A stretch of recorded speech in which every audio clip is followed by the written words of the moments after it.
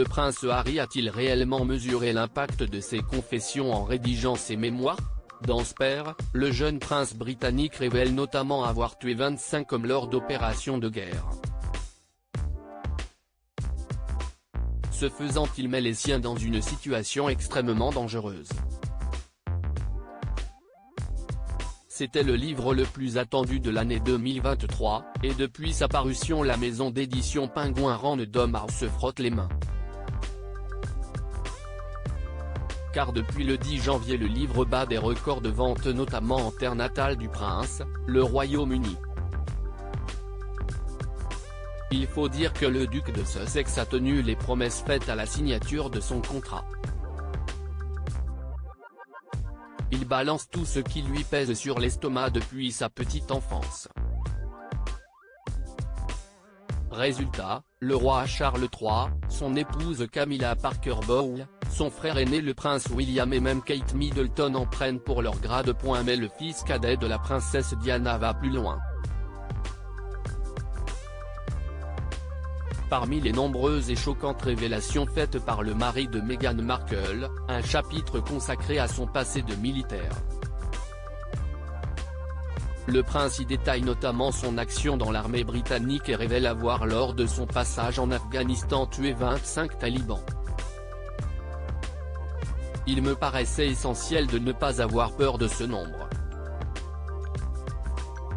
Donc le nombre pour moi, c'est 25. Ce n'est pas un chiffre qui me remplit de satisfaction, ni qui m'embarrasse, écrit le prince dans Spare. Et d'ajouter, je m'étais fixé comme objectif, dès le premier jour, de ne jamais me coucher avec des doutes sur le fait que j'avais fait ce qu'il fallait, que j'avais tiré sur des talibans et uniquement sur des talibans, sans civils à proximité. Des confidences très dangereuses, mais voilà que cet aveu pourrait avoir de très graves conséquences.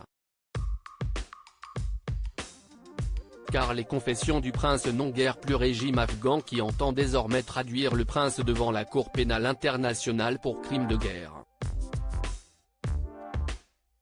Pire, le colonel Richard Kemp, commandant des forces britanniques en Afghanistan à l'époque, a révélé, sur Sky News, craindre que les talibans et leurs partisans ne soient désormais motivés à tuer Harry ainsi que d'autres vétérans dont Harry a évoqué l'existence dans son ouvrage.